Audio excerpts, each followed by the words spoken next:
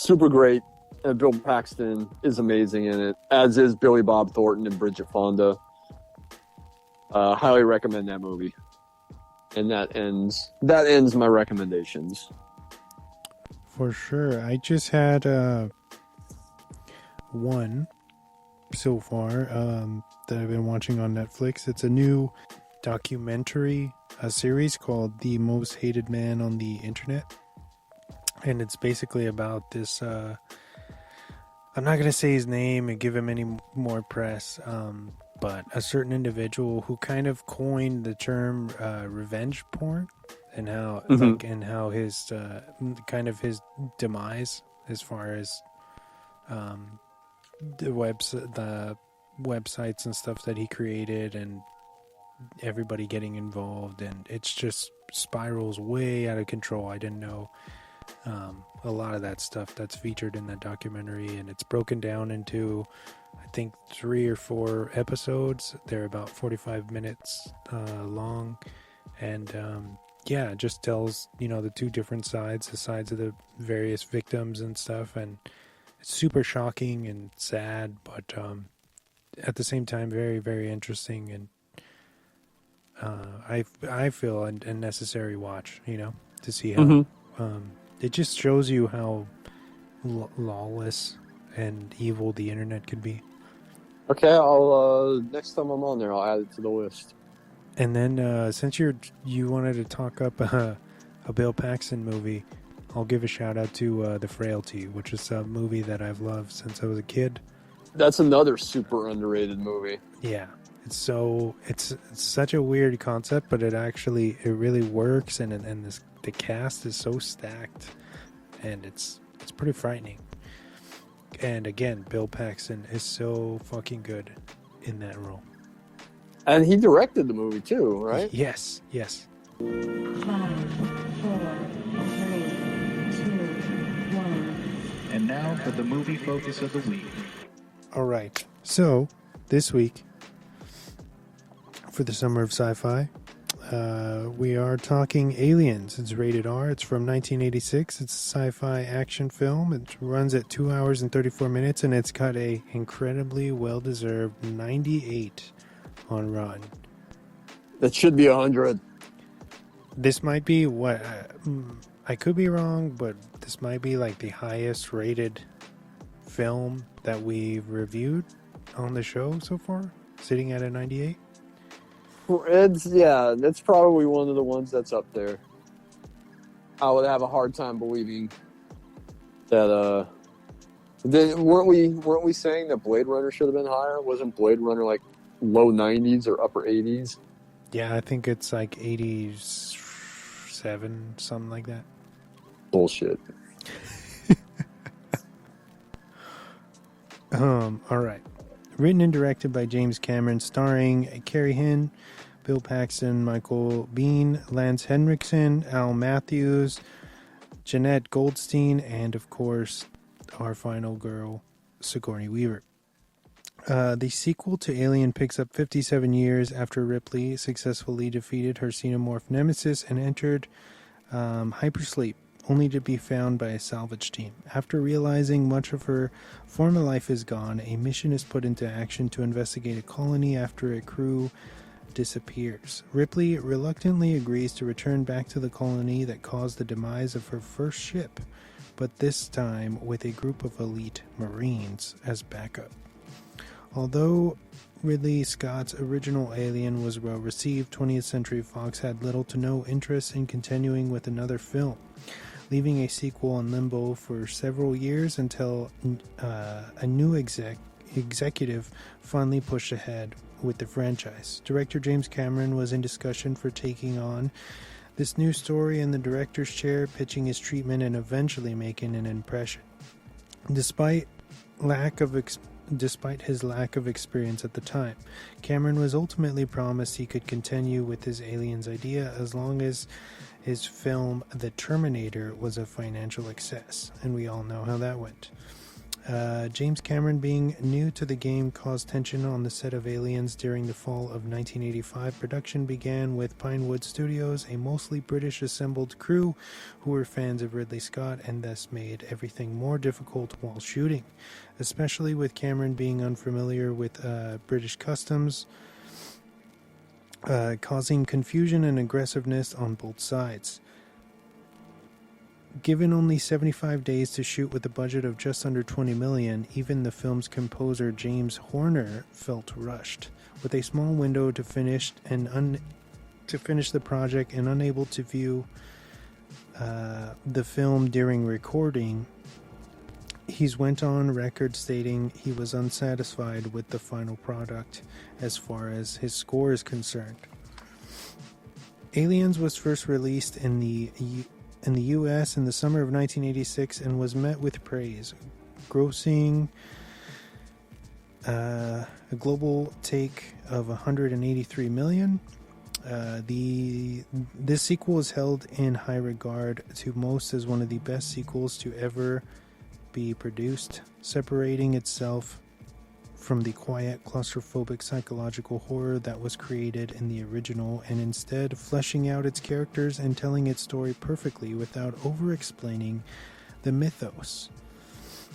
I give this 5 out of 5 exoskeleton power loaders.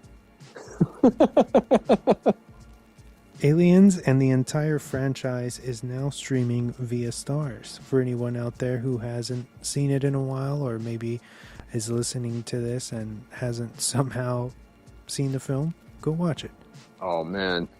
If you haven't seen Aliens, I suggest that you go and buy it right now. Yeah. It is so fucking worth it. This is one of my all-time favorite movies.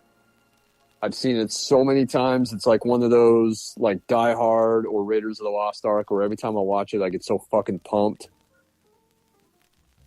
It's a perfect film as far as I'm concerned. And I threw it out there.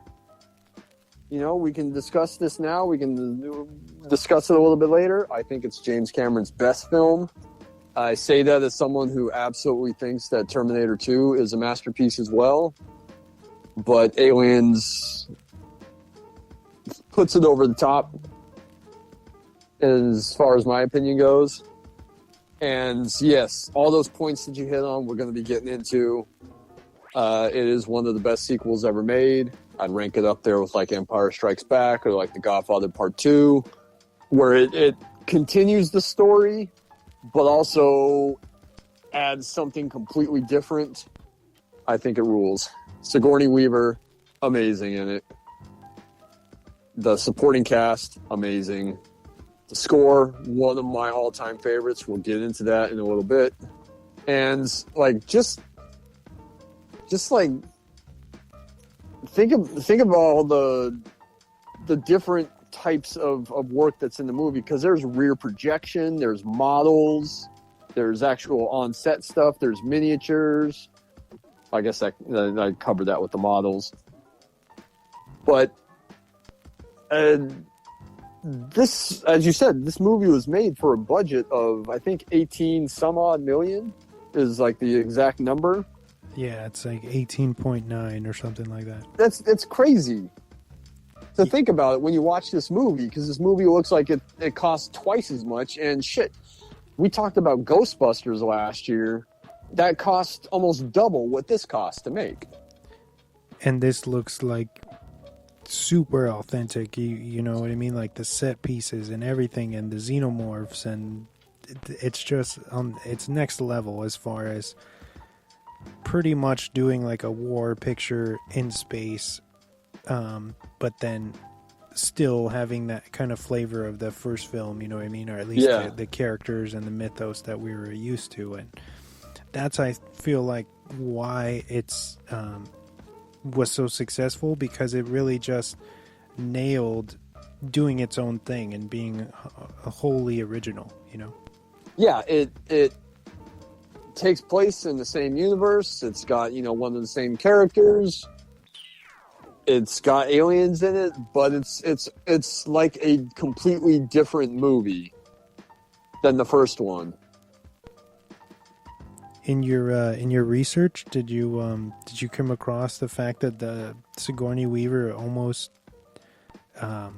didn't make it in this? Yeah, absolutely. I guess they didn't want to. I think she was asking for somewhere north of like like 1 million, and they're like no, and that they just didn't really care. And I can't remember. I think might have been Cameron like fought for her. He had her. He really wanted her. He refused. He refused to push ahead with the movie if she wasn't attached. Right? Yeah. But Fox wanted a sequel to Alien, which, as we can get into, and you touched on in your opening, they wanted a sequel, but like kind of reluctantly at first. Like there was a lot of turnover at the studio, so they didn't really care enough. I think Alien was successful, but not it wasn't like a huge runaway hit. So they were a little hesitant to make a sequel at first. Yeah, I guess there was all this weird stuff happening with Walter Hill not being like saying that they weren't paid for what the movie made. I got so many notes on like kind of the torturous trek that this made to get to the screen finally. But going back to Weaver, they didn't want her to come back because, you know, Alien was her first big movie that kind of blew her up. And then she's in a string of some other good movies before Aliens, you know, after the first Alien and before this one. She's obviously in Ghostbusters, huge movie. So they're afraid that she's going to command too much of a salary, so they're kind of like, we don't know if we really want her back. But as you said, like James Cameron and Gail Ann Hurd, his producer / wife at the time, they were insistent. They want her. They're not going to do the movie unless they get her. And then even Weaver herself kind of turns down the chance to do the film because she is afraid that they're just going to make a sequel in order to make money. They don't really give a shit about, you know, the character or expanding the story at all. So she kind of says, I'm not really interested. Even after she sees Cameron's script, it's kind of like, yeah, maybe. So they Cameron and Hurd kind of pull a fast one on her, and they kind of let it slip.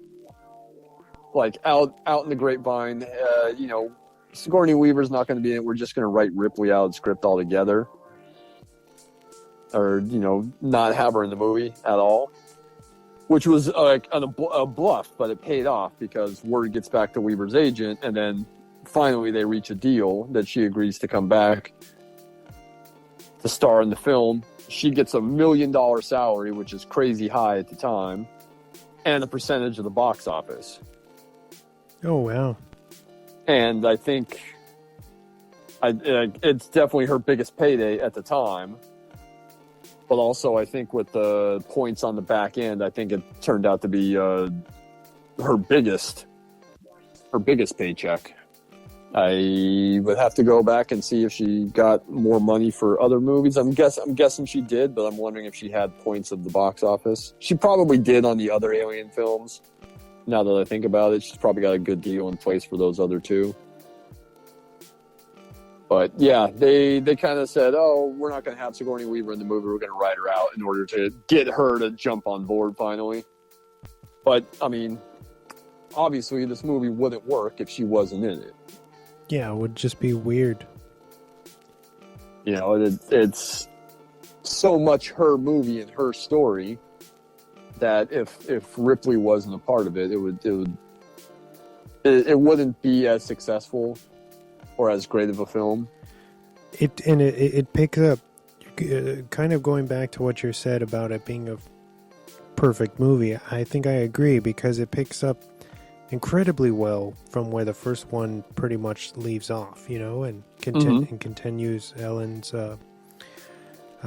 story arc in a pretty fascinating, bold kind of way. We don't even really get to the colony or see any real action or xenomorphs until about maybe 45 minutes in. You know, there's a lot of build up, and you